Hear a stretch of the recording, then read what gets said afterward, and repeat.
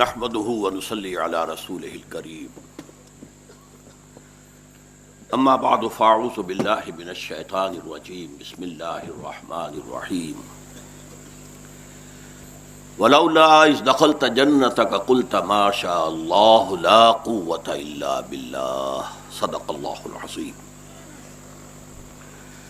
رب اشرح لي صدري ويسر لي أمري واحلل عقدة من لساني يفقهوا قولي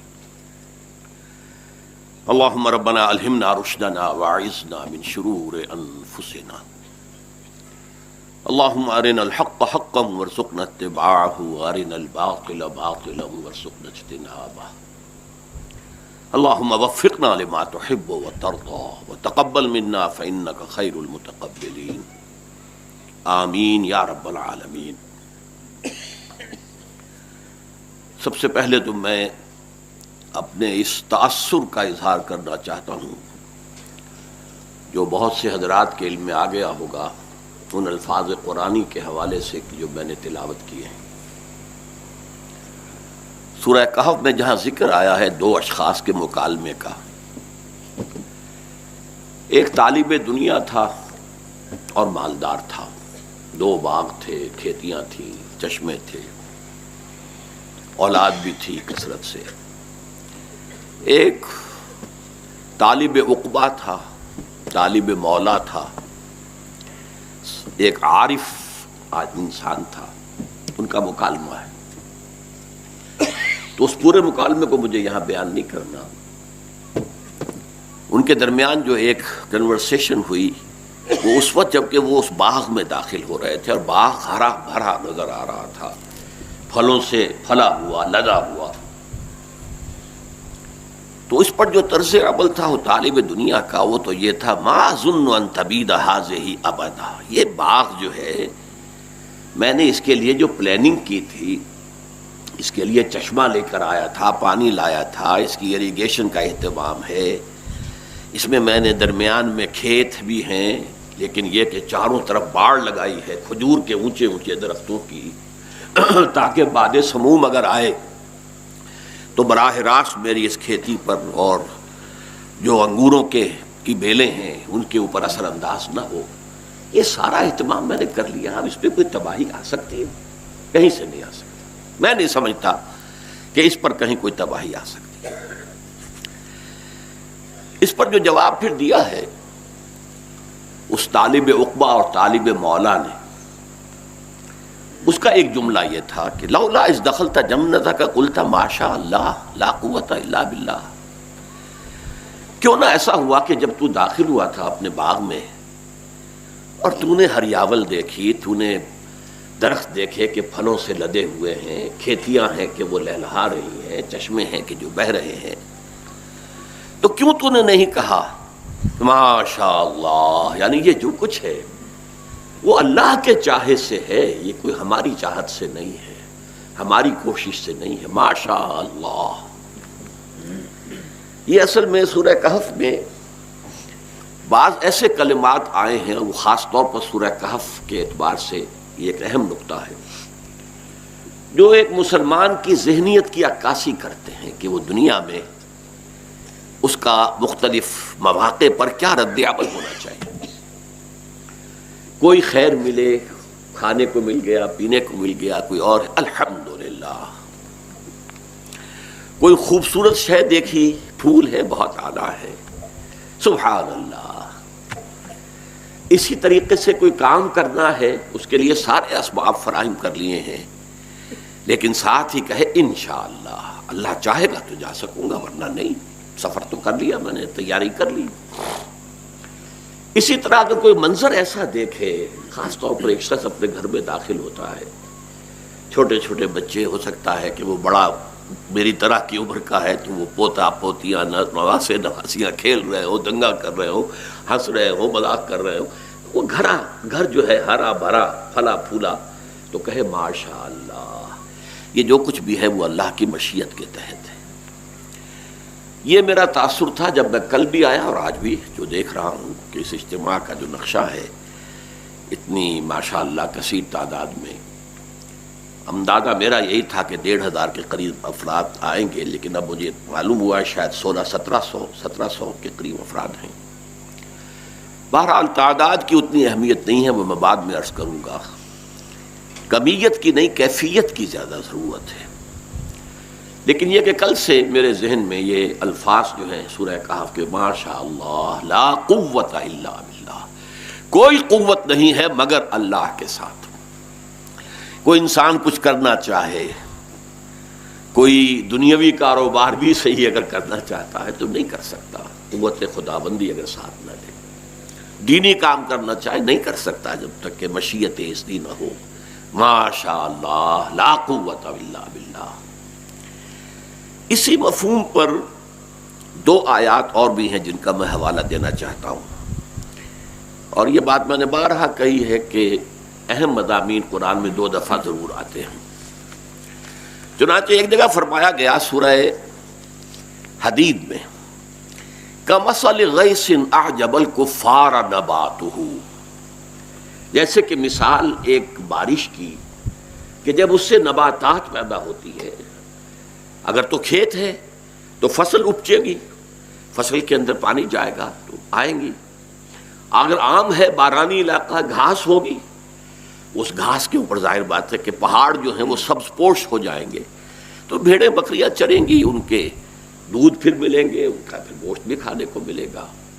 تو کمثل غیث اعجب الکفار نبات، کفار کسان، کفرہ کے معنی چھپانا، دبا دینا۔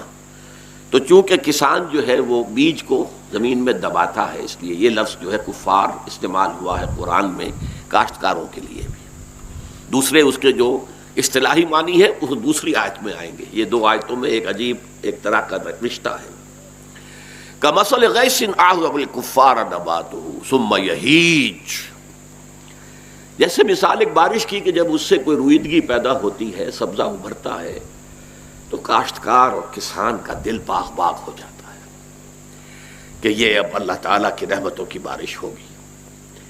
پھر وہ فصل اپنی پوری قوت کو آتی ہے، لہلہاتی ہے، پک جاتی ہے۔ اگرچہ میں اسی حد تک رکھنا چاہتا ہوں بات کو، لیکن اس کے بعد جو آیت کے الفاظ ہے ثم فتراہ مصفرا ثم یکون حطاما، یہ میرے اعتبار سے زیادہ مناسب الفاظ ہیں۔ ابھی تنظیم اسلامی کے بارے میں یہ نہیں کہہ رہا، لیکن بہرحال میری پوزیشن وہی ہے کہ میں نے یہ ایک باغیچہ لگایا یا ایک فصل لگائی تھی، بوئی تھی، اب اس کو پھلتا پھولتا دیکھ کر تو میری کیفیت وہی ہے کہ کمثل غیث اعجب الکفار نباتہ ثم یہیج۔ انشاءاللہ بہت جلد آج عرض کروں گا آپ سے کہ یہ 3 مرحلے میں داخل ہو چکی ہے اور 4 مرحلے میں داخل ہوا چاہتی ہے، لیکن اس وقت جو ہے ثم یہیجوں پر تو آنے والی ہے، لیکن فتراہ مصفرا ثم یکون حطاما انفرادی اعتبار سے یہ معاملہ میرا اور بھی جو ساتھی ہیں بزرگ ان کا ہے۔ اب جھریاں ہیں چہروں کے اوپر اور بال سفید ہیں اور قوا کمزور ہیں۔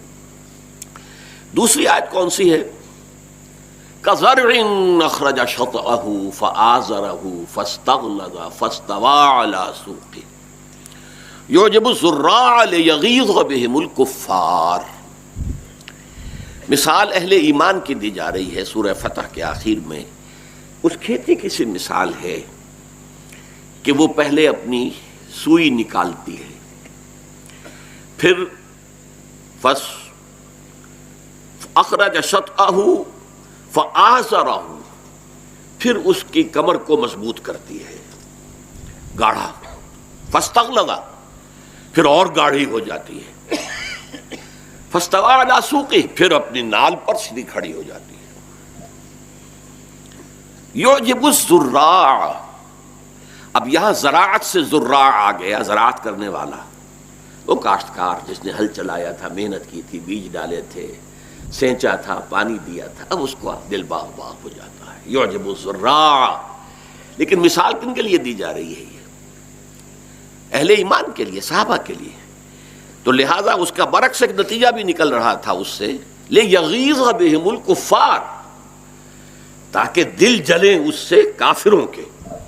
اس لیے کہ ظاہر بات ہے کہ اگر وہ ایک جماعت صحابہ پروان چڑھ رہی تھی، ابھر رہی تھی، اپچ رہی تھی، اس کھیتی نے سوئی نکالی، پھر اپنی کمر جو ہے اس کو سیدھا کیا، پھر اس کے گدراہٹ پیدا ہوئی، گاڑھی ہوئی، موٹی ہوئی، پھر وہ اپنی نال پر کھڑی ہو گئی. تو ظاہر بات ہے کہ ہر مرحلے پر وہ جو کسان ہے اس کا تو دل باغ باغ ہو رہا. البتہ جو ان کے دشمن ہیں، کافر ہیں، یہاں یہ کفار دوسری معنی میں آیا، ان کے دل جل رہے ہیں، ان کو اس سے جو ہے انتہائی تکلیف ہو رہی ہے.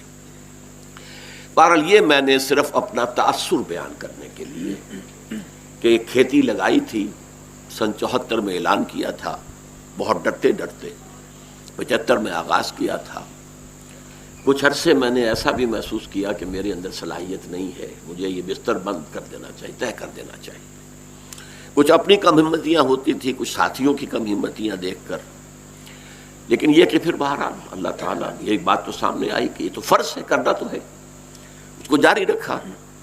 اب وہ کھیتی جو ہے جیسا کہ میں نے عرض کیا کہ یہ جو اخرج شطأہ فآزرہ فاستغلظ کے بعد فاستوى علی سوقہ کے مرحلے میں آیا چاہتی ہے. یہاں بھی 4 الفاظ آ رہے ہیں، اور مجھے آج پھر آپ کو بتانا ہے، میں دوبارہ کہہ رہا ہوں کہ 4 مراحل ہیں اس تحریک کے، 3 سے ہم کچھ گزر آئے ہیں.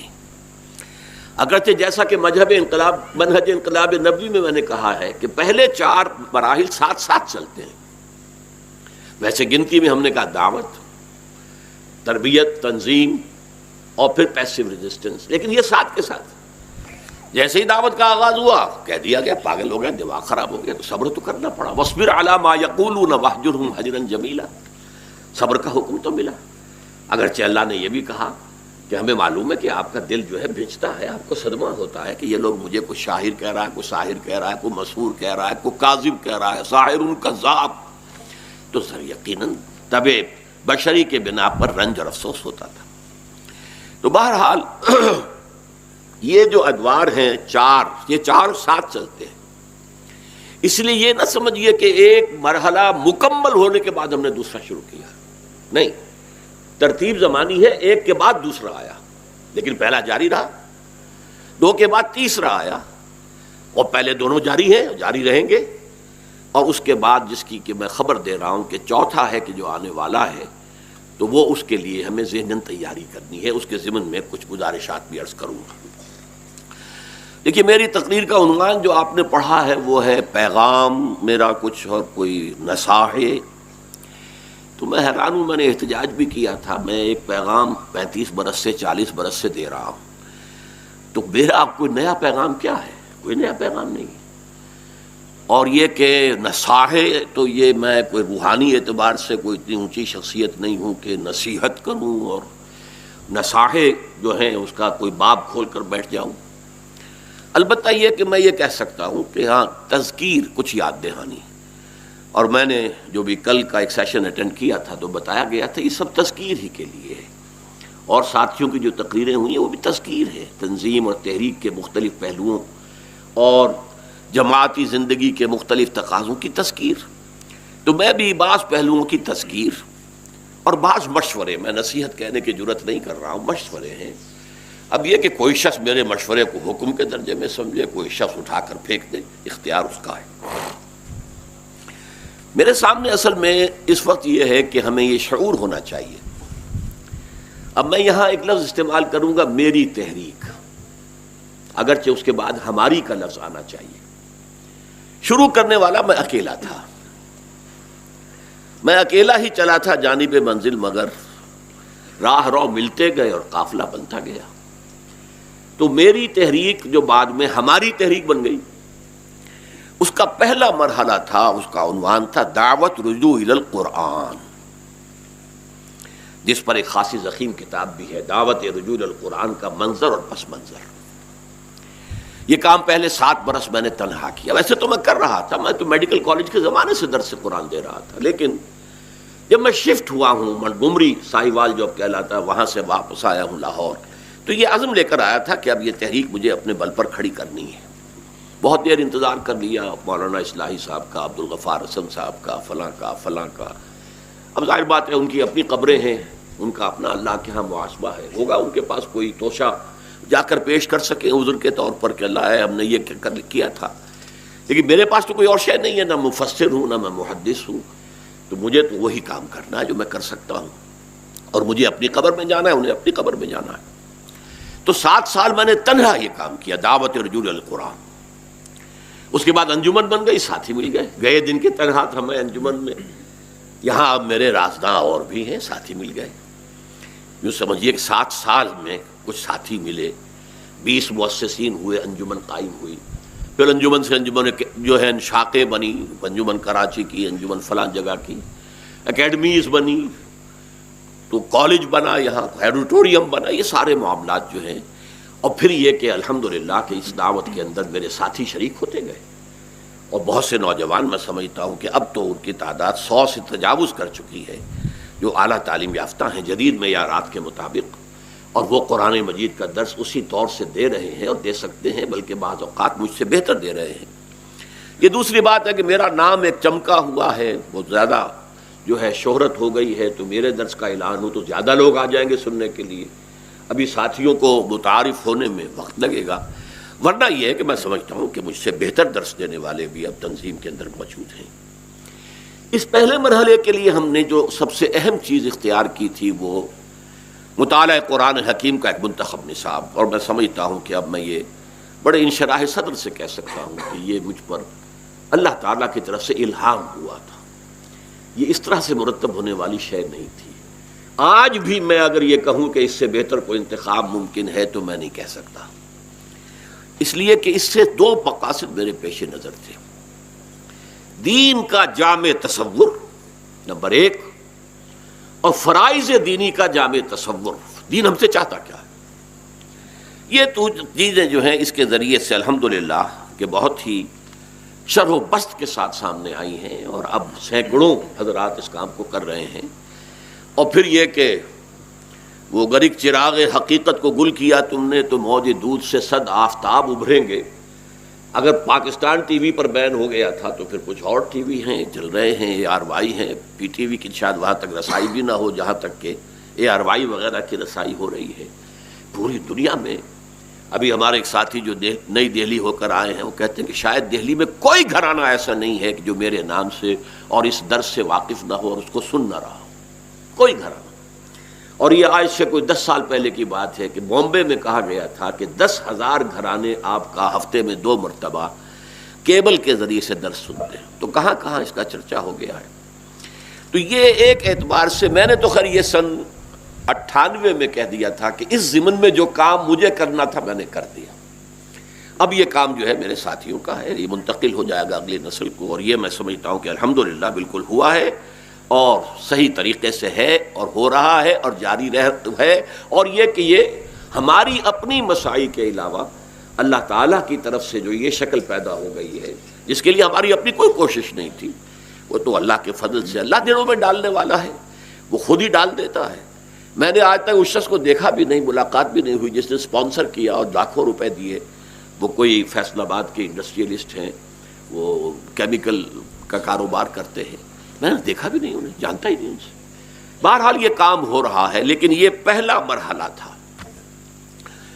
دوسرا مرحلہ تھا فرائض دینی کا تصور، جس میں پہلے مرحلے پر ہم نے خود منتخب نصاب کے ذریعے سے بھی کام کیا، لیکن یہ چٹان بہت سخت تھی، اس چٹان کا توڑنا آسان نہیں تھا۔ یہ چٹان صدیوں کی متحجر جیسے کہتے ہیں، فوسلائز ہو جانا کسی چیز کا، یہ اس طرح کی چٹان ہے۔ صدیوں سے ایک تصور ہے، مذہب کا تصور ہے، اور وہ خاص طور پر جو کلونیل رول تھا ہم پر، کہیں انگریز، کہیں فرانسیسی، کہیں اطالوی، کہیں ولندیزی، کہیں کوئی اور ہسپانوی وغیرہ وغیرہ وغیرہ، اس میں آ کر تو اتنا پختہ ہو گیا ہے کہ اس سے آگے کی کوئی سوچ دینی حلقوں میں آ ہی نہیں سکتی۔ معلوم ہوتا ہے کہ بالکل بنجر زمین ہے، تحسین بھی کریں گے اس کے لیے جو ہے جو محنت کرنی پڑی ہے، اور وہ ابھی تک جاری ہے اور جاری رہے گی اس کے اندر۔ ویسے تو پہلے کام بھی جاری رہے گا، میں کہہ چکا ہوں، پہلا مرحلہ بھی یہ نہیں ہے کہ بس ختم ہو گیا، بلکہ جاری ہے اور جاری رہے گا۔ دوسرا مرحلہ جو ہے یہ شدید تر، سخت تر، زیادہ محنت اور مشقت طلب ہے۔ اس کے ضمن میں نے الحمدللہ اللہ تعالیٰ ہی کے، آپ کا یہ پھر وہی الہامی بات ہے کہ اچانک ایک روز کراچی میں مجھے جمعے میں تقریر کرنی تھی۔ اب میں کوشش کرتا ہوں ہر مرتبہ، چونکہ جہاں بھی کہیں تقریر ہوتی ہے میرے کچھ اور ساتھی بیٹھے ہوتے ہیں پرانے، اب پرانی باتیں دہرانے کو طبیعت جو ہے وہ آمادہ نہیں ہوتی. تو میں سوچتا ہوں یہ جو تصریف الآیات قرآن کہتا ہے نا کذالک نصرف الآیات، تو اسی طرح ایک بات کو سمجھانے کے بہت سے طریقے ہوتے ہیں. ایک ہی بات کو اس طور سے سمجھائیں، اسی بات کو اسی طور سے سمجھائیں. لوگوں کے مزاج مختلف ہوتے ہیں، ذہنوں کے سانچے مختلف ہوتے ہیں. کسی کے ذہن میں اس طریقے سے تو بات اندر داخل ہو جائے گی، اس طریقے سے نہیں ہوگی. تو یہ تصریف آیات ہے قرآن کے خادم کا کہ اپنے مزاج کے اندر بھی اس کا عکس پیدا ہو جاتا ہے. تو میں نے جو 3 منزلہ عمارت کی تشبیہ پیش کی تھی، تمثیل کہہ لیجیے، اسے بہت سراہا گیا اور اسے علماء کے حلقے میں تحسین کی گئی. ہمارے ڈاکٹر محمد مقصود صاحب نے جو بردان سے تعلق رکھتے ہیں، پشاور میں ہوتے تھے، انہوں نے اسے بلیک بورڈ کے ساتھ، چاک کے ساتھ، اور نہ معلوم کتنے لوگوں نے اس کو سمجھایا، اور علماء نے کہا کہ واقعی بات بالکل صحیح ہے. لیکن اس میں بھی ایک ترمیم ہوئی کی تھی میں نے، شاید آپ میں سے بہت سے نے نوٹ ہی نہ کیا. میں پہلے کہتا تھا فرائض دینی کے 3 لیول: عبادت رب، شہادت الناس، اقامت دین. اچھا، یہ میں اعتراف کرتا ہوں کہ مجھے یہ تینوں الفاظ جماعت اسلامی سے ملے. 18 برس کی عمر میں نے شہادت حق نام کا کتابچہ مولانا مودودی کا پڑھا. دل نے گواہی دی، بات ٹھیک ہے. اسی وقت سے میں اسی پر ہوں، بلکہ میں اپنے بہت سے ساتھیوں سے تفنن کے انداز میں کہہ دیتا ہوں بھائی میرا فکر فوسلائز ہو چکا ہے، اب اس کے اندر کوئی تبدیلی نہیں آ سکتی. اس فکر میں گہرائی پیدا ہوئی ہے، گہرائی گہرائی گہرائی گہرائی گہرائی، اس کے اندر کوئی تبدیلی نہیں آ سکتی، اگرچہ آغاز وہیں سے ہے. تو اس اعتبار سے میں نے پہلے کہا تھا 3: عبادت رب، شہادت الناس، اقامت دین. اگرچہ نام اس کے لیے اور دیے تھے. عبادت رب کے لیے اسلام، دعوت، اسلام، اطاعت اور تقوی، اور پھر عبادت، جامع ترین لفظ. اور شہادت الناس کے لیے تبلیغ، دعوت، امر بالمعروف نہی عن المنکر، شہادت الناس. تیسری منزل کے لیے تکبیر رب، اقامت الدین. یہ مکی اصطلاحات ہیں. لیظہرہ علی الدین کلہ، یہ مدنی ہے، لیکن یکون الدین کلہ للہ، مدنی ہے. تو اس کے لیے اقامت دین کی اصطلاح کو ہم نے استعمال کیا. چنانچہ میں نے آج سے 30 برس پہلے کراچی میں تقریریں کی تھیں ان 3 موضوعات پر. ماہانہ میرا وزٹ ہوتا تھا، تو ایک ہی مسجد میں 3 جمعوں میں، ایک میں بندگی رب، ایک میں شہادت الناس، ایک میں اقامت دین. وہ ہمارے مرحوم اللہ تعالیٰ انہیں جنت کروٹ جنت نصیب کرے، انہوں نے ٹیپ سے اتار کر وہ چھائے کرنی شروع کی. وہ چیز جو تھی وہ میرا سٹارٹنگ پوائنٹ تھا، عبادت رب. تو اسی طرح سے میں نے وہ 3 منزلیں بتائیں. نیچے 4 ستون: نماز، روزہ، حج، زکوٰۃ. اس کے نیچے شہادت جو ہے، کلمہ شہادت ہے، پھر پہلی منزل ہے، دوسری منزل ہے، تیسری منزل. بعد میں نے پھر اس میں اضافہ کیا. 4 لیولز ہیں ہمارے فرائض کے. پہلا یہ ہے آمنو یا ایھا الذین آمنو آمنو باللہ ورسولہ، ایمان لاؤ اللہ پر، اس کے رسول پر. والکتاب الذی نزل علی رسولہ والکتاب الذی انزل من قبل. تو اس جو پلنتھ لیول ہے، یہ جو کلمہ شہادت ہے، اس کے نیچے اصل ایمان جو ہے وہ تو ہے قلب والا ایمان. پہلے وہ حاصل کرو. چنانچہ ہماری جو دعوت الی القرآن کا معاملہ تھا، رجوع اسے ایمان باشعوری ایمان، شعور والا ایمان پیدا ہوا، الحمدللہ ہوا ہے. اور ساتھ ہی فرائض دینی کا تصور جو ہے وہ قرآن کی بنیاد پر قائم ہوا ہے. اب جن لوگوں کے سمجھ میں بات آ چکی ہے ان کے لیے یہ پتھر کی لکیر ہے، ان کو اس سے ہٹانا ممکن نہیں ہے. اگرچہ ہمارے عام مذہبی طبقے کے کسی شخص کو اس کی طرف لانا، اب بھی لانا ہے جوئے شیر کا. کچھ عرصے کے بعد میں نے ایک اور اصطلاح استعمال کی تھی، اس کی طرف زیادہ توجہ نہیں ہوئی. وہ تھی ایک مثلث. یوں سمجھیے کہ مثلث کا ایک ہوتا ہے بیس، قاعدہ، اس کے 2 سرے ہیں. اس سرے پر لکھا ہوا ہے لا الہ الا اللہ، اس پہ لکھا ہوا ہے محمد الرسول اللہ. اس کا تقاضا کیا ہے لا الہ الا اللہ کا؟ اللہ کی اطاعت کلی، جزوی نہیں، کلی، اور اللہ سے انتہائی محبت. اور اس اطاعت کلی اور شدید محبت کو جمع کر لیں تو اس کا نام ہے عبادت. دوسری طرف رسول کی محبت اور اطاعت. ابھی آپ نے مغرب میں آیتیں وہی سنی ہیں سورہ آل عمران کی. ایک اتباع ہے، اگر تم اللہ سے محبت کرتے ہو تو میرا اتباع کرو، اللہ تم سے محبت کرے گا. لیکن اس سے نیچے اتر کے ایک ہے اطاعت. اگر اطاعت بھی نہیں کرتے پھر تو کافر ہو. فإن اللہ لا يحب الکافرین. تو مسلم کوالیفائی کرنے کے لیے تو اطاعت لازم ہے، لیکن اگر تم چاہتے ہو کہ اللہ سے محبت کرو تو میرا اتباع کرو. اصل میں رسول کے لیے اطاعت اور محبت مل کر اتباع بنتا ہے. اب دیکھیے مثلث کے دو زاویے، دو جو سائیڈز ہوتے ہیں ضلع، وہ اوپر جا کے مل جاتے ہیں. یہ کیا ہے؟ اقامت دین. عبادت کامل نہیں ہو سکتی جب تک کہ اقامت دین نہ ہو. آپ کی اطاعت جزوی رہے گی. آپ قرآن میں پڑھیں گے چوروں کا ہاتھ کاٹو، نہیں کاٹ سکتے. سود حرام ہے، چل رہا ہے، مسلسل چل رہا ہے. تو یہ عبادت کون سی ہوئی؟ آپ کی کلی اطاعت کہاں ہوئی؟ عبادت ناقص ہے. اور اس کے لیے آیت نمبر 85 جو ہے سورہ بقرہ کی اگر ذہن میں ہو، بار بار میں چاہتا نہیں اب لمبا ہو جائے گی بات بہت. جزوی اطاعت تو اللہ کو قبول نہیں. ادخلوا فی السلم کافہ، آنا ہے تو پورے کے پورے آؤ اور دفاع ہو جاؤ. اللہ کو تمہاری ضرورت نہیں ہے، تمہیں اللہ کی ضرورت ہے. تو اب ظاہر بات ہے کہ جب تک اقامت دین نہیں ہوتی وہ عبادت ناقص ہے، اور جب تک اقامت دین نہیں ہوتی شہادت علی الناس ناقص ہے. کیونکہ آپ جس نظام کے داعی بن کر کھڑے ہو رہے ہیں شاہدین کے لیے، شاہدین کے طور پر، اس کی اتمام حجت نہیں ہو سکتا جب تک اس کا نمونہ نہ دکھا دیں. کہاں ہے بھائی وہ تمہارا اسلام؟ ہمیں دکھاؤ نا ذرا. کہاں دکھائیں گے؟ ہمارا نظام بہت اچھا ہے، ہمارا بہت اعلیٰ ہے، بہت ہی عمدہ ہے، سب سے اعلیٰ ہے. ٹھیک ہے ہوگا، کہیں دکھاؤ ماڈل. تو یہ ہے دوسرا ایک انداز کہ لا الہ الا اللہ کامل اطاعت جمع انتہائی محبت، محمد رسول اللہ کامل اطاعت جمع محبت انتہائی محبت، اور ان دونوں کو جمع کیا تو شہادت. اتباع یہی ہے، شہادت. جو کام رسول نے کیا وہ کرو.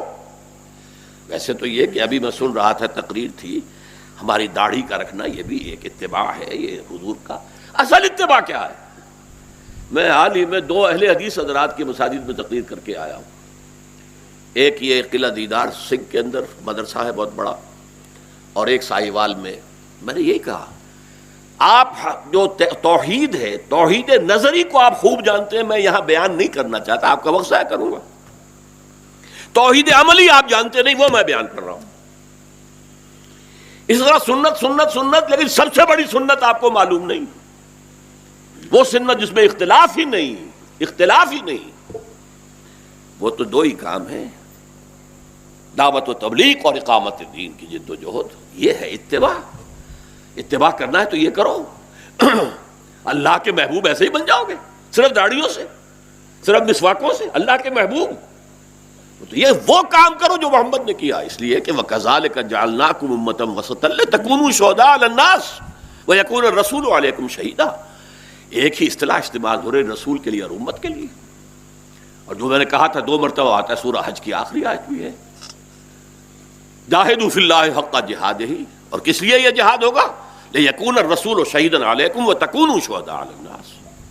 لیکن یہ دونوں چیزیں ناقص ہیں، اور ناقص سے اللہ کو پسند نہیں. اللہ تعالیٰ تو ہدیہ اور انفاق بھی وہ قبول کرتا ہے جو سب سے اچھی چیز ہو. گھٹیا ردی مال نکال کے دے دو گے اللہ ٹھوکر مار دے گا. مجھے دے رہے ہو نا تم، فقیر کو جو دے رہے تو مجھے دے رہے ہو نا. کیا دے رہے ہو؟ وہ جو کہا گیا کہ لن تنالوا البر حتى تنفقوا مما تحبون. تم نیکی کے تو مقام کو، گرد کو نہیں پا سکتے جب تک کہ تم خرچ نہ کرو وہ شے جو تمہیں پسند ہو، جس سے تمہیں محبت ہو.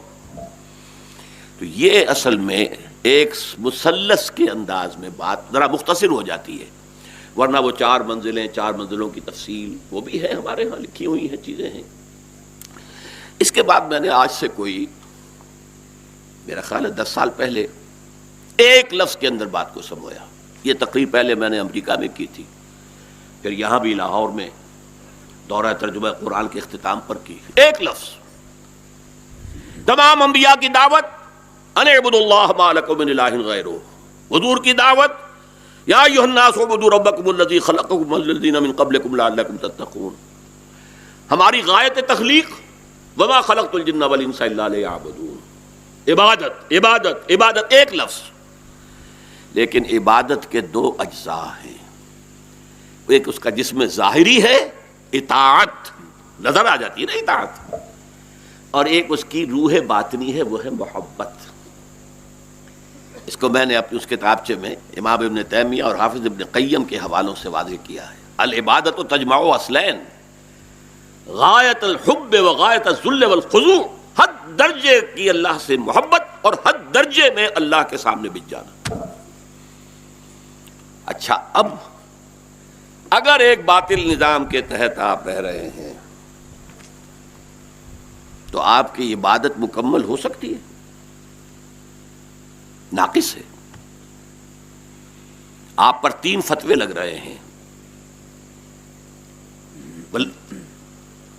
جو لوگ اللہ کی اتاری ہوئی شریعت کے مطابق فیصلے نہیں کرتے، وَمَن لَّمْ يَحْكُم بِمَا أَنزَلَ اللَّهُ فَأُولَٰئِكَ هُمُ الْكَافِرُونَ فَأُولَٰئِكَ هُمُ الظَّالِمُونَ فَأُولَٰئِكَ هُمُ الْفَاسِقُونَ. مفتی اعظم ہے نا، قُلِ اللَّهُ يُفْتِيكُم، لفظ آیا فتویٰ اللہ کے لیے بھی. يَسْتَفْتُونَكَ، یہ آپ سے فتویٰ مانگ رہے ہیں. قُلِ اللَّهُ يُفْتِيكُم، ہاں اللہ تعالیٰ تمہیں فتویٰ دیتا. سب سے بڑا مفتی تو وہی ہے. اس کے 3 فتوے ہیں. جو اللہ کی اتاری ہوئی شریعت کے مطابق فیصلے نہیں کرتے وہی تو کافر ہیں، وہی تو ظالم اور مشرک ہیں، وہی تو ناہنجار ہیں، فاسق ہیں، باغی ہیں. تو ہم کون ہیں؟ انفرادی طور پر مسلمان اور اجتماعی طور پر کافر. اور اس میں نے ایک دفعہ ایک بات کہی تھی، وہ آپ سے بھی کہہ دوں. میں ان لوگوں کی بات نہیں کر رہا جو نماز بھی نہیں پڑھتے، روزہ بھی نہیں رکھتے، سودی لین دین بھی کرتے ہیں. ان کو چھوڑیے. جو آدمی 100% شریعت کا پابند ہے،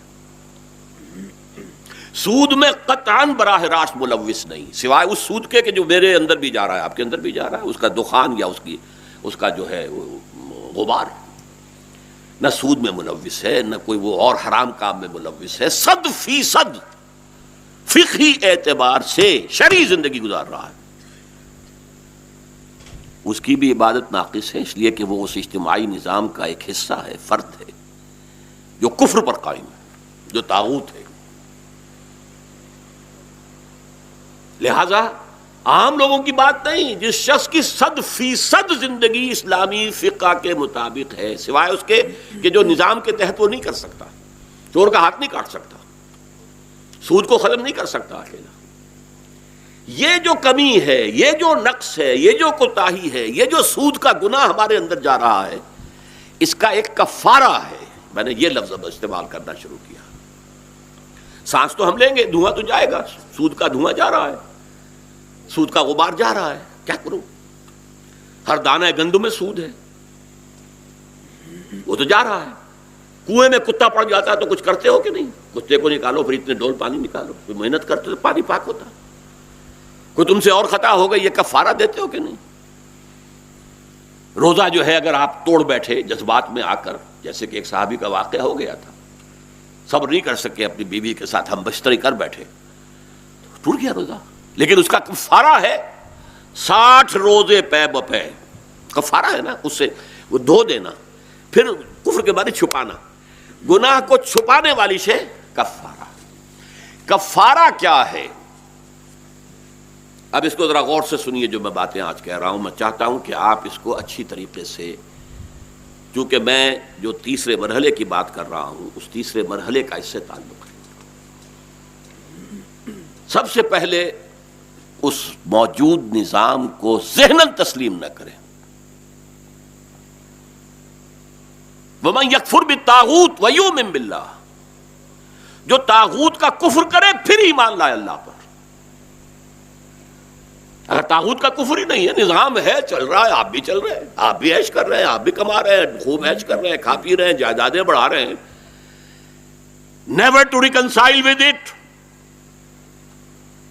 never to support it, never to serve it. غور سے سنیے. نظام باطل کو سرو کرنا. آپ کام کر رہے ہیں اور وہ نظام باطل کو سرو کرنے والا کام ہے، تنخواہ آپ کو مل رہی ہے، کس کو سرو کر رہے ہیں آپ؟ بہترین توانائیاں جو آپ کو ملی ہیں اللہ کی طرف سے کس کام میں لگا رہے ہیں؟ یا سرمایہ داروں کی سروس کر رہے ہیں یا حکومت کی سروس کر رہے ہیں، یا سودی کاروبار کی سروس کر رہے ہیں یا اللہ کی باغی حکومت کی سروس کر رہے ہیں؟ دیکھیے جیسے میں نے آپ کو بتایا میرا تصور فرائض دینی، میں نے کہا ڈنکے کی چوٹ کا لکھا ہوا ہے کہ مولانا مودودی سے ماخوذ ہے. اپنا قرآن کی طرف جذبہ جو ہے وہ علامہ اقبال کے صدقے سے مجھے ملا ہے، لیکن یہ کہ یہ تصور ایک ہی شخص تھا مودودی نام کا جس نے کہا تھا انگریز کی ملازمت کفر ہے، حرام. یہ کلمہ بغاوت تھا، وہ تو اس لیے حکومت نے کوئی توجہ نہیں دی کہ ابھی چھوٹی سی جماعت تھی، 100 150 200 300 آدمی تھے، مطلب یہ بغاوت ہے. انہوں نے کہا حرام ہے. سوائے یوٹیلیٹی سروسز کے، ریل گاڑی کی سروس ہے وہ عوام کے فائدے کے لیے، ڈاک خانے کی سروس ہے وہ عوام کے فائدے کے لیے، فوج کی سروس حرام مطلق، عدلیہ کی سروس سب سے بڑھ کر حرام. وَمَن لَّمْ يَحْكُم بِمَا أَنزَلَ اللَّهُ فَأُولَٰئِكَ هُمُ الْكَافِرُونَ. وکالت سب سے بڑھ کر حرام، اس قانون کے تحت پیروی کر رہے ہو جو اللہ کا نہیں ہے. بڑے بیٹھے ہوئے کسی شیخ اور کسی مرشد کے خلیفہ مجاز اور بیٹھ کر فیصلے کر رہے ہو انگریز کے قانون کے مطابق، شرم نہیں آتی؟ یہ اسلام ہے؟ فتویٰ دیا تھا انہوں نے، بہت سے لوگوں نے نوکریاں چھوڑ دی تھی. یہ کلمہ بغاوت تھا ان کے اوپر. وہ تو جو بعد میں جو پاکستان میں ہوا وہ تو کوئی بھی کچھ بھی بات نہیں تھی، لیکن یہ بات کہنا یہ تو کلمہ بغاوت تھا. بس چھوڑ دیا انہوں نے. جیسے مجھے اس نے ضیاء الحق نے، جبکہ میں نے وہ کوئی باغیانہ خیالات ظاہر کیے تھے اور اس وقت کا جو سینئر منسٹر تھا اس نے کہہ دیا تھا آج شام تک یہ گرفتار ہو جائے گا، جبکہ میں شورا کا رکن تھا. اور اگلے روز میں لاہور آیا ہوں تو مجھے شکاگو سے فون آیا ڈاکٹر خورشید ملک کا، آپ بول رہے ہیں؟ میں نے کہا بول رہا ہوں. کیوں، کیا بات کیا ہے؟ کہ یہاں تو یہ خبر ہے کہ آپ کو گرفتار کر لیا گیا. شکاگو تک خبر پہنچ گئی تھی، لیکن وہ سمجھتا تھا اور وہ سمجھدار آدمی تھا کہ اس کو گرفتار کر کے اس کو امپورٹنس دینی ہے. 5 جولائی 1982 کو یہی بات میں نے کہی تھی. میں آپ کے خلاف اس وقت ایک تحریک چلا سکتا ہوں. پاکستان کی ہر مسجد سے میری تائید ہوئی، دیوبندی، بریلوی، اہل حدیث، کہ ہاں اسلام میں پردہ ہے اور اس نے بات صحیح کہی ہے. لیکن میں نے کہا میرے پاس جماعت نہیں ہے جو کنٹرول کر سکے. میں یہ نہیں چاہتا کہ ہنگامہ میں کوئی کھڑا کر دوں، فائدہ کوئی اور اٹھا لے. ظاہر بات ہے، اور اس مراد میری تھی MRD. جو بھی ہنگامہ اٹھے گا اس کا فائدہ تو اس وقت MRD کو ہونا تھا. ہمارے پاس تو جماعت اتنی نہیں تھی کہ اس تحریک کو چلا کر اسے کنٹرول بھی کر سکے. تو پہلی بات یہ کہ اس باطل نظام اس کو ذہناً قبول نہ کیا جائے. نو ریکنسیلیشن ود اٹ. اس کو کبھی سرو نہ کیا جائے، اس کو سپورٹ نہ کیا جائے، اس کے تحت پھلنے پھولنے کی کوشش نہ کی جائے. بری لگیں گی میری باتیں، کڑوی لگیں گی. پھلنا پھولنا باطل نظام کے تحت نہیں. انگریزی میں کہتا ہوں ٹو لیو انڈر پروٹیسٹ، رہنے پر مجبور ہیں، انڈر پروٹیسٹ رہو. اور مثبت اعتبار سے اپنے دنیا کو سمیٹو، سکیڑو، بجائے پھیلانے کے، پھلنے پھولنے کے. سکیڑو اور سمیٹو. سکیڑو گے اور سمیٹو گے تو تم ریلیز ہوگے، تمہارا وقت نکلے گا، تمہاری قوتیں نکلیں گی. اس وقت اور قوت کو اب صرف کرو اس نظام کو ختم کر کے اور اللہ کے نظام کو قائم کرنے کے لیے. میں اتنے الفاظ میں آج کل جو شخص میرے پاس آتا ہے میں اس کو یہ کہتا ہوں، اور بات سنتے ہیں، کہتے ہیں ہاں ٹھیک ہے، بالکل ٹھیک ہے، معقول. میں نے کہا یہ نظام باطل ہے یا حق ہے؟ باطل ہے. میری تقریر جو چھپ چکی ہے، عالمی حالات کیا ہیں، کن 3 لحافوں میں دنیا لپٹی ہوئی ہے: سیکولرزم، انٹرسٹ بیسڈ کیپٹلزم اور پرمیسو سوسائٹی، جس میں عصمت اور عفت کا کوئی تصور نہ رہ جائے. اس میں ذرا ابھی اسلامی دنیا کچھ پیچھے ہے، ان کو بڑی محنت کرنی پڑ رہی ہے، لیکن باقی دونوں لحاظ تو آپ سب کے اوپر بھی اسی طریقے سے جیسے ویسٹ پر ہے، کوئی فرق نہیں. جب طاغوت ہے وَمَن يَكْفُرْ بِالطَّاغُوتِ وَيُؤْمِن بِاللَّهِ، تمہاری نماز منہ پر دے ماری جاتی ہے. How come? کیسے آتے ہو تم نماز پڑھنے کے لیے؟ تم نے باطل کو تسلیم کیا ہوا ہے. تم باطل کے تحت پھولنے کی پھیلنے کی کوشش کر رہے ہو. تو تم بھی باطل نظام کی طرح باغی ہو. وہ جو باغی تم بھی باغی ہو. لوگ مانتے ہیں کہ بات ٹھیک ہے. اس کے بعد ان سے میں کہتا ہوں کہ یہ فرض عین ہے. ہاں، ایک ہے اسلام کی بنیاد پر فرائض کا تصور، وہ ہے فقہی فرائض کا. اس میں سب سے پہلے نماز آتی ہے. ایک ہے ایمان کی بنیاد پر فرائض، اس میں سب سے پہلے باطل کے خلاف جہاد ہے. اگر یہ نہیں ہے تو کچھ بھی نہیں. اگر یہ نہیں تو بابا پھر سب کہانیاں ہیں. نماز منہ پر دے کے ماری جائے گی. وَمَن يَكْفُرْ بِالطَّاغُوتِ وَيُؤْمِنْ بِاللَّهِ، اسے حدیث کے پیرائے میں لائیں گے. اگر آپ نے ذہناً تسلیم نہیں کیا، دل سے گویا کہ آپ جہاد کر رہے ہیں، یہ بھی ایمان کا ایک درجہ ہے. من رأى منكم منكرا فليغيره بيده فإن لم يستطع فبلسانه فإن لم يستطع فبقلبه وذلك أضعف الإيمان. اس سے بڑا منکر کوئی ہے؟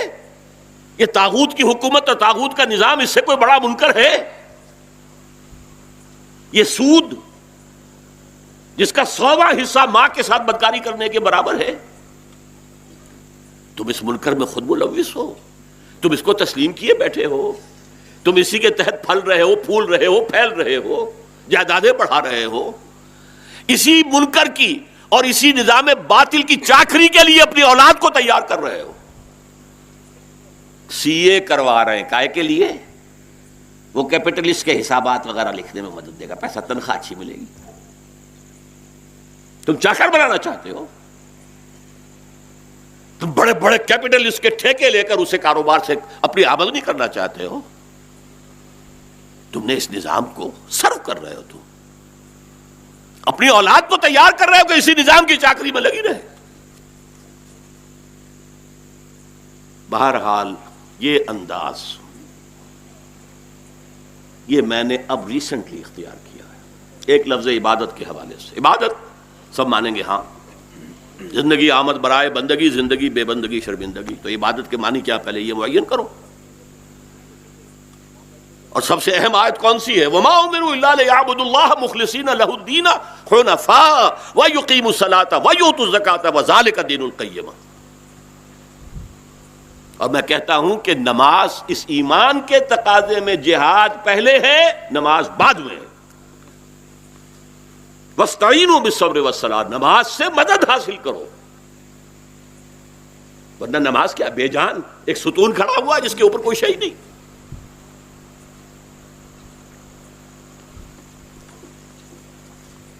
اب جو میں چوتھے مرحلے کی بات کر رہا ہوں، پہلا مرحلہ کیا تھا؟ دعوت رجوع القرآن. دوسرا مرحلہ تصور دین کے فرائض. تیسرا مرحلہ دعوت الی تنظیم، کہ اب ان کو یہ بتانا ہے اس فرض عین کے لیے تنظیم اتنی ہی لازم ہے، اتنی ہی پری ریکویزٹ ہے جتنے کی نماز کے لیے وضو. یہ فرض ادا ہو ہی نہیں سکتا جب تک کہ جماعت نہ ہو. اس کو بھی مان لیتا ہے، یہ بات تو صحیح ہے. اگر تو نظام کو بدلنا ہے تو جماعت، اجتماعی جدوجہد لازمی ہے.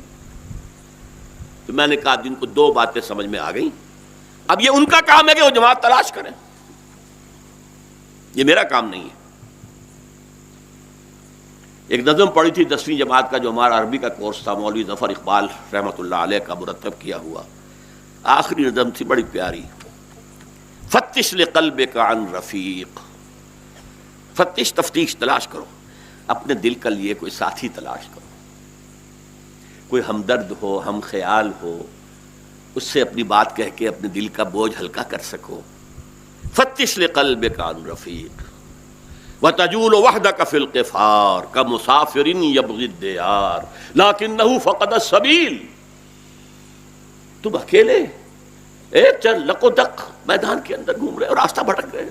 فتش لقلبک عن رفیق. تو اب یہ آپ کا کام ہے کہ آپ تلاش کریں.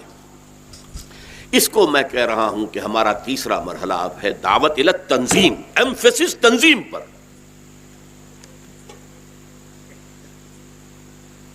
اور اس میں جو باتیں میں کہتا ہوں وہ آپ کے سامنے رکھ رہا ہوں. میں آپ کی ایک مدد کر سکتا ہوں. میں کہتا ہوں ان سے کہ جماعت تلاش کرنے میں کیا چیزیں دیکھنی چاہیے. 5 باتیں. نمبر 1، نان سیکٹیرین ہو. اپنا مسلک حنفی ہے اس پر عمل کرو، اہل حدیث ہو اس پر عمل کرو، مالکی ہو شافعی ہو کرو، لیکن جماعت کی بنیاد نہ حنفیت ہو، نہ اہل حدیثیت ہو، نہ کچھ ہو، نہ بریلویت ہو، نہ دیوبندیت ہو. مان لیتے کہ ہاں بات ٹھیک ہے.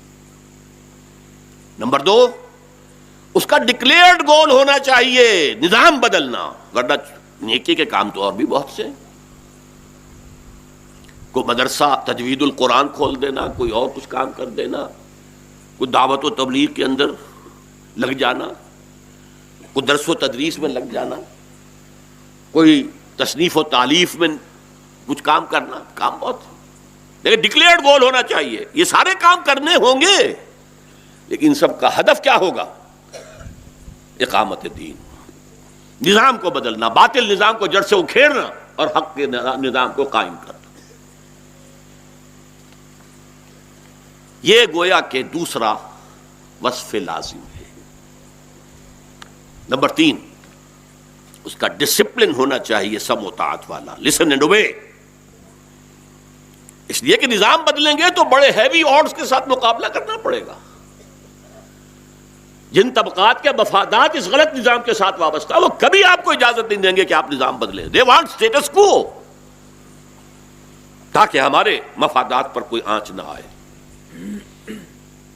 وہ تو کہیں گے لوگوں سے گرڈ اپ یور لائنز، کم، تمہارے امتیازات اور تمہارے ویسٹڈ انٹرسٹ کو خطرہ لاحق ہو گیا، روکو ان کا راستہ.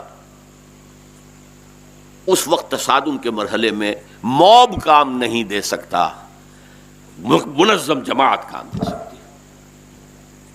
لہذا 3rd پری ریکویزٹ یہ ہے کہ اس کا نظم سم و طاعت کا ہو. پھر میں کہہ دیتا ہوں ساتھی، اور بہتر یہ ہے کہ وہ بیعت سم و طاعت اور بیعت شخصی، لیکن بیعت اگر دستوری ہے تب بھی ٹھیک ہے، تقاضا پورا ہوتا ہے. نمبر 4 یہ کہ اس سے یہ پوچھا جائے کہ تمہارا طریقہ کار کیا ہے، how do you want to proceed, اور اس کا سیرت النبی سے کیا رابطہ ہے، کیا تعلق ہے. آپ نے اس سے انفر کیا ہے تو کیسے کیا ہے، کہیں ڈفر کیا ہے تو کیوں کیا ہے، کیسے کیا ہے. Frame of reference has to be اسوہ رسول صلی اللہ علیہ وسلم. آپ کو تو اس وقت ایسا محسوس ہو رہا ہوگا کہ میں تو اصل میں یہ ساری صفات تنظیم اسلامی کی بیان کر رہا ہوں. یعنی یوں سمجھیے کہ بائی پروسیس آف ایلیمینیشن ہر جماعت نکلتی جا رہی ہے. فرقے وارانہ جماعتیں گئیں، جمعیت علماء اسلام، جمعیت علماء پاکستان، جمعیت اہل حدیث گئیں. پھر جب نظام بدلنے کا معاملہ نہیں ہے تو گئی تبلیغی جماعت، خارج بحث. پھر نظم کا تقاضا ہے اور پھر میتھڈالوجی ہے، اس سے جماعت اسلامی آؤٹ ہوتی ہے. تو گویا کہ میں تنظیم کے خصائص بیان کر رہا ہوں، لیکن یہ نئے آدمی کے سامنے بات آتی ہے وہ یہ نہیں سمجھتا، وہ سمجھتا ہے کہ ہاں یہ باتیں درست ہیں، معقول ہیں، منطقی. 5ویں بات میں کہتا ہوں کہ اس کی قیادت کے قریب ہو کر سونگ ہو کہ خلوص کی خوشبو آتی ہے کہ نہیں. یہ سونگنا کا لفظ استعمال کرتا ہوں، دل میں اتر کو تو نہیں دیکھ سکتے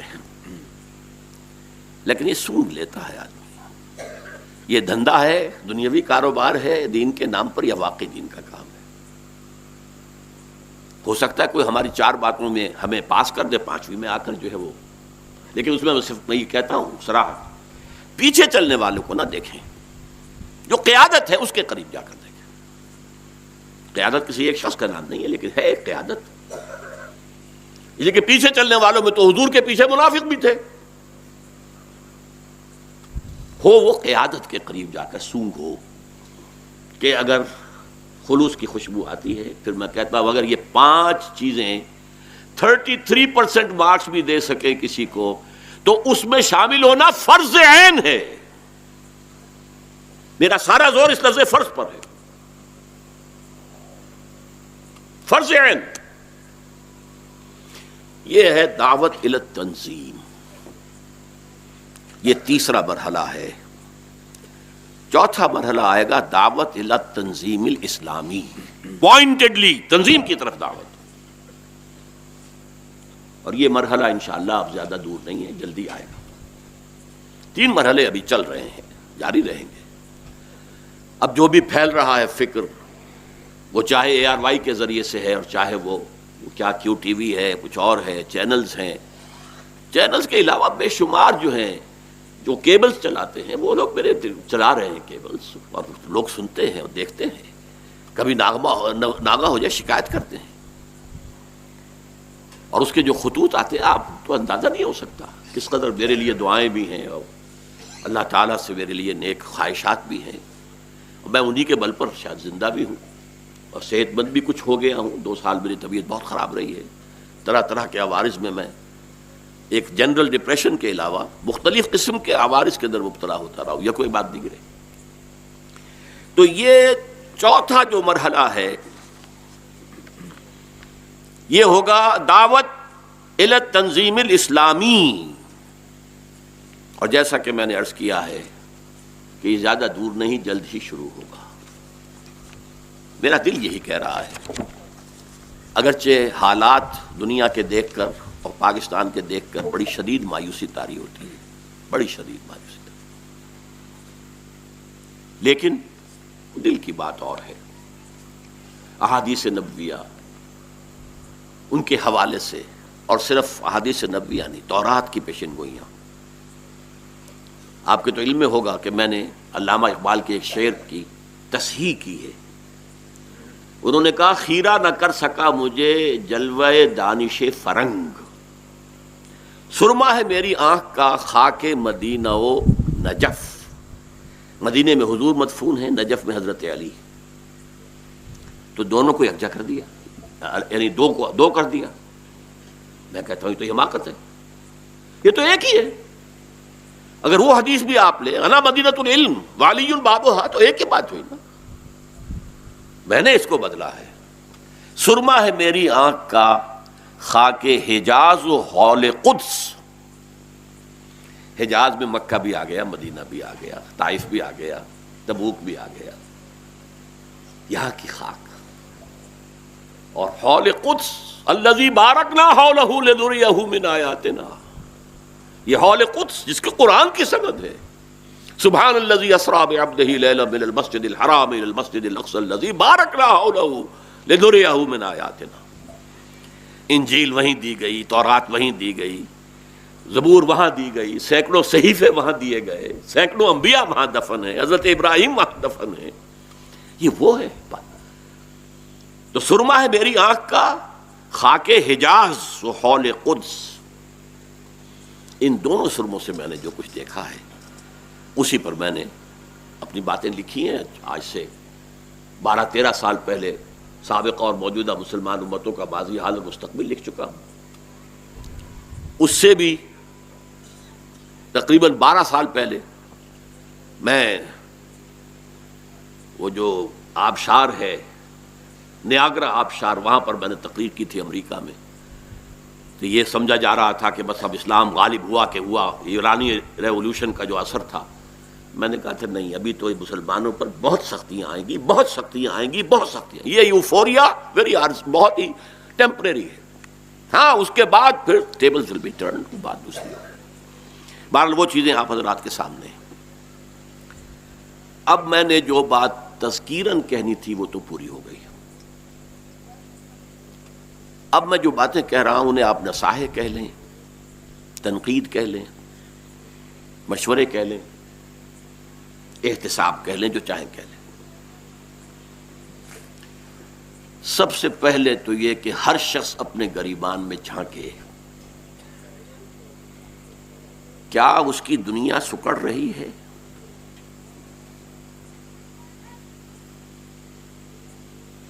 کیا وہ اپنے آپ کو ریلیز کر رہا ہے؟ دیکھیے تنظیم میں شامل ہو جانا یہ قانونی تقاضا ہے جو آپ نے پورا کر دیا، ٹھیک ہے. جیسے نماز ہے آپ نے پڑھ لی، خشوع و خضوع تھا ہی نہیں، اللہ کے نگاہ میں وہ نماز ہے یا نہیں ہے، لیکن فرض فقہ کے اعتبار سے نماز آپ کی ہو گئی. تنظیم میں شامل ہو کر اس کا مطلب یہ نہیں ہے، یہاں تو شامل ہونا ہے اپنی دنیا سکیڑنے کے لیے.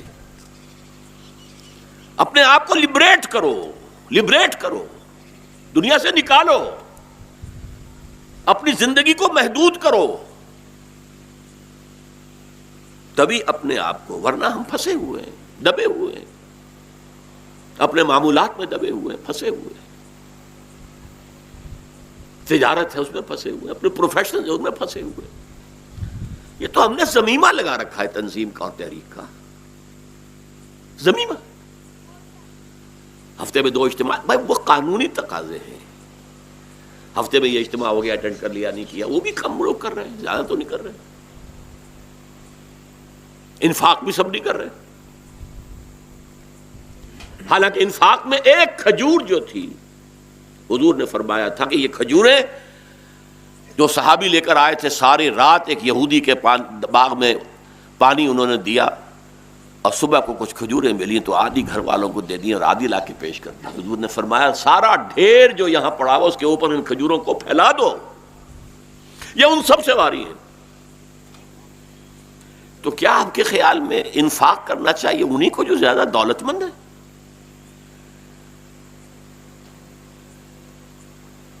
ایک اور ہمارے یہاں خیال ہے، ہمارا مذہبی طبقہ تو انفاق کا نام جانتا ہی نہیں. وہ تو سمجھتے ہم تو ریسیپینٹس ہیں، تم انفاق کرو ہمیں دو. چاہے تنخواہیں وہ بھی بڑی بڑی لے رہے ہیں وہ مدرسوں کے اندر، اور تنخواہ تو کیا ہوتی ہے اس کے علاوہ کہیں جمعہ پڑھا رہے ہیں، کہیں نکاح پڑھا رہے ہیں، کہیں جنازہ پڑھا رہے ہیں، ان کی جو اوپر کی آمدنی ہوتی ہے کچھ تھوڑی تو نہیں ہوتی. ذرا درمیان درجے کا مولوی ہو اس کی آمدنی، لیکن کبھی بھی وہ کوئی صدقہ و خیرات وہ کیا ہوتی ہے، ہمارا کام ہے ہی نہیں، یہ تو کام ان لوگوں کا. تو یہ بات سمجھ لیجئے سب سے پہلے کہ نماز آپ نے پڑھ لی لیکن خشوع و خضوع نہیں ہوا تو آپ نے ٹکریں مار لی. حضور نے کہا تھا ایک شخص سے، صلی فإنک لم تصلی، نماز دوبارہ پڑھو، تم نے نماز نہیں پڑھی ہے. انہوں نے جلدی جلدی جو ہے وہ قدقری دیک جیسے ٹھونگا مارتا ہے جو مرغا ہوتا ہے ایسے سجدہ کیا، اٹھ گئے. رکوع میں سیدھے نہیں ہوئے تھے کہ گئے سجدے کے اندر. یہ تو ہے ظاہری، اور اندر کیا ہے، کنٹینٹ کیا ہے. تو تنظیم میں شامل ہونا صرف ایک تقاضا، پری ریکویزٹ ہے. This is the beginning not the end. اب اس میں دیکھیے کہ آپ کتنی محنت و مشقت ڈال رہے ہیں. جتنا گڑ ڈالیں گے اتنا ہی میٹھا ہوگا، اور اس کے لیے آپ کو سمیٹنا ہوگا، اپنی ضروریات کو سمیٹنا ہوگا. اور اگر خدا نہ خواستہ تعیشات ہیں، آسائشیں، ان پہ خرچ کیا ہوا ہے، جب تک یہ پہلو ختم نہیں ہوں گے تو ہم کیسے کام کریں گے؟ نام ہم لیتے ہیں صحابہ کرام کا، نبی اکرم صلی اللہ علیہ وسلم کا.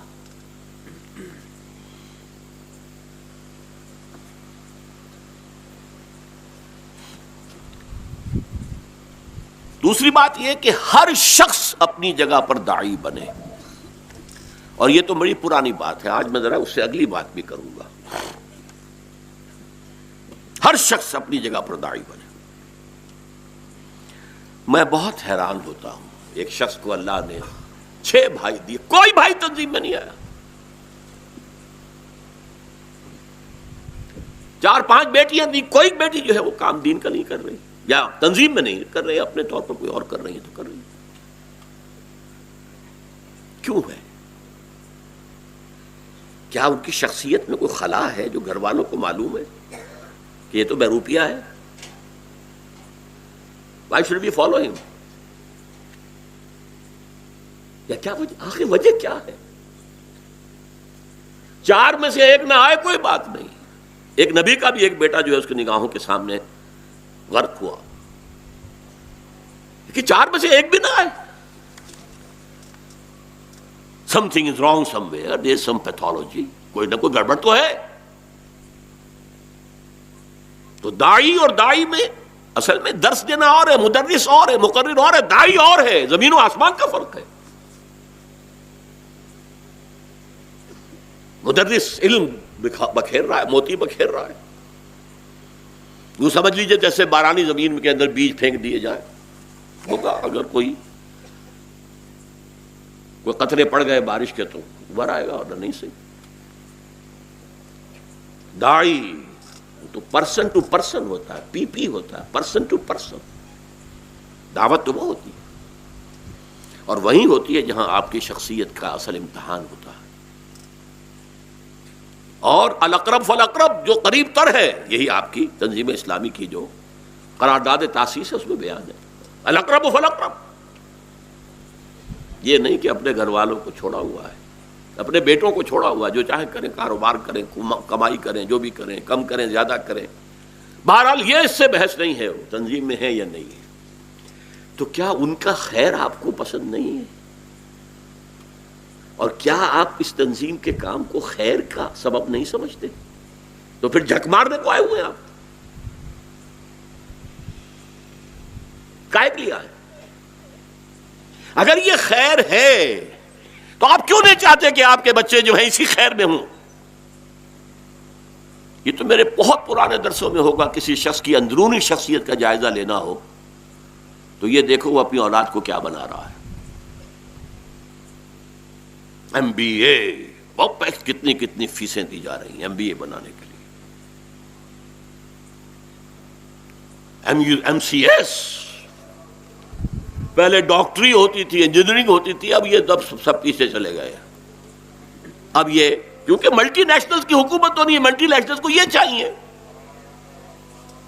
مینیجرز چاہیے، اکاؤنٹنٹس چاہیے. ملٹی نیشنلز وہ دور آ رہا ہے، حکومتیں ان کی ہوں گی، یہ نام کے لکیریں رہ جائیں گی، یہ فلاں ملک ہے، یہ فلاں ملک ہے. ملٹی نیشنلز حکومتیں ان کی ہوں گی، گلوبلائزیشن ہوگی. اور انہیں درکار ہیں یہ، وہ آپ کے معاشرے میں سے ان لوگوں کو کچھ اچھی سیلریز دے کر کہیں گے دیکھو یہاں خوشحالی آ گئی ہے، جبکہ عام آدمی پس جائے گا. اسے حیوان بنا دیں گے، انسانیت کا کوئی اس کے اندر شمع نہ رہے. کام کرے کام کرے کام کرے کام کرے، اور اس کے لہو میں سے ہم کشید کرتے چلے جائیں. خواجہ از خون رگے مزدور سازد لال ناب.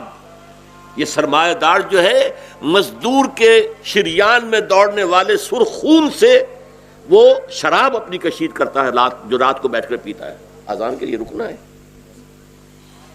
تو اذانیں تو ہوتی رہیں گی، جب ہماری اذان ہوگی تب.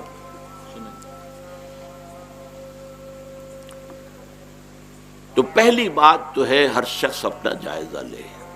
تنظیم میں آ کر میری دنیا بڑھی ہے یا گھٹی ہے؟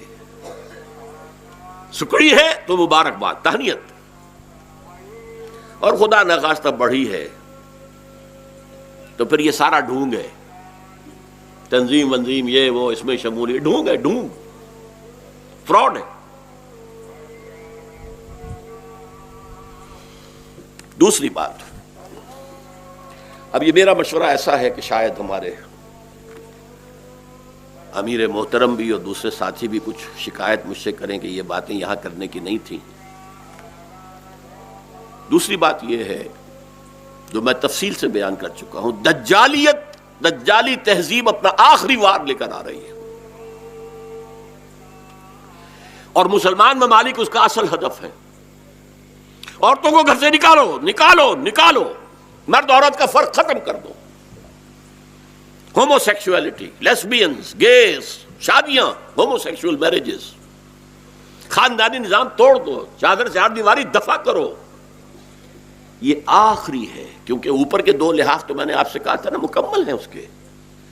یہ میری تقریر جو چھپ چکی ہے، موجودہ بین الاقوامی حالات میں، عالمی حالات میں اسلام کا مستقبل، سیکولرزم کا لحاظ پورے گلوب کے اوپر ہے، interest based and speculation based capitalism کا غلاف پورے گلوب پر ہے.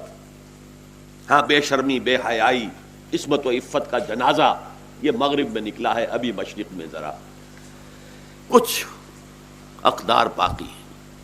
ہمارا ایلیٹ تو جا چکا اسی طرز پر، نیچے ہیں. یہ جو دجال کا آخری وار ہے، دجالیت کا، دجال شخص جب آئے گا وہ علیحدہ بات ہے، دجالیت تو آ گئی ہے. جیسے انگریزی میں آپ کہتے ہیں coming events cast their shadows before. آج میں اپنے جمعے میں بھی کہہ کر آیا ہوں کہ حضور نے جو شعبان کے آخری دن خطبہ دیا تھا تو کیا تھا؟ یا ایھا الناس قد اظلکم شہر عظیم، تم پر ایک بہت عظمتوں والا مہینہ سایہ فگن ہو گیا ہے. آیا تو نہیں، ابھی تو شعبان کے آخری دن ہے، لیکن اس کا سایہ آ گیا ہے. انگریزی میں بہترین تعبیر ہے اس کی، coming events cast their shadows before. تو وہ دجال اکبر جب آئے گا، دجالیت آ چکی ہے. اور حدیث میں بھی ہے کہ آخر من یخرج الیہ النساء، سب سے آخر میں جو دجال کی دعوت کے اوپر پکار کہتے ہوئی گھروں سے نکلیں گی اور بھاگیں گی، وہ عورتیں ہوں گی.